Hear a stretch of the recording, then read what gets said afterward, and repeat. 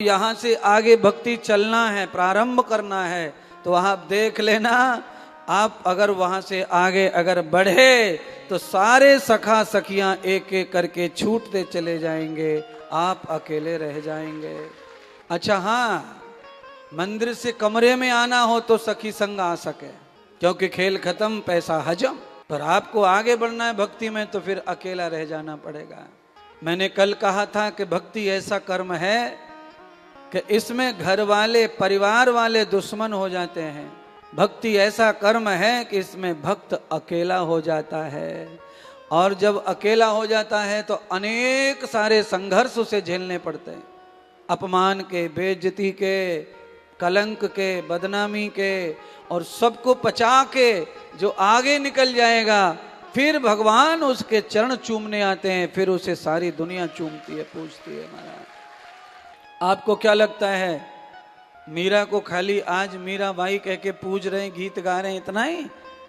केवल मीरा के बारे में मीरा का इतिहास पढ़ोगे तब पता चलेगा, मीरा को ऐसे ऐसे शब्दों से उच्चारण किया गया जिसका उच्चारण आज कोई अपनी बहन बेटी को कह दे तो आग लग जाए, बंदूक चल जाएंगी। महाराज मीरा ने बुरे बुरे शब्दों को सुना कानों से, जिन शब्दों को कहकर मान अपमान हो जाता स्त्री का, ऐसे शब्द मीरा को कहे जाते थे।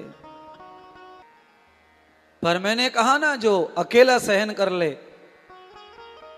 फिर आगे निकल जाए ना, फिर उसका ही राज्य है, सारी दुनिया उसके पीछे। हर एक पुजापे के पीछे एक संघर्ष लिखा हुआ है। आप जब भी किसी विकास की ओर जाते हैं और एक पड़ाव आता है, उस पड़ाव में आपको बहुत सारे संकट आते हैं।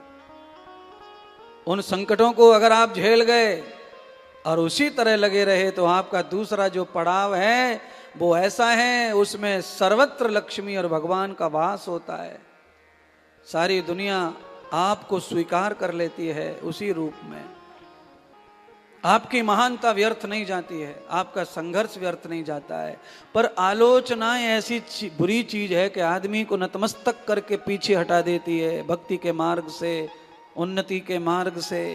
लोगों को लगता है जाने दो, लोगों को ये अच्छा नहीं लग रहा है, जाने दो, हम बैठ जाते।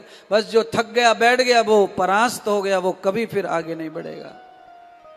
बहुत बुरा लगता है, बुरी बात, आलोचना की बात, कोई दुष्ट बात, आपके सम्मान को कहीं कम करने वाली कोई बात आ जाए समाज में तो बहुत दिमाग को खराब कर देती है। खाना पीना निद्रा सब भगा देती है, इतना भयंकर डिप्रेशन आता है। और अगर आप उसे पचा गए तो आपसे बड़ा तपस्वी दुनिया में कोई नहीं है। फिर सबसे बड़ा तपस्वी वही है जो अपमान को, कलंक को पचा जाए और अपने सत्य मार्ग को चलता रहे, चलता रहे, चलता रहे, चलता रहे।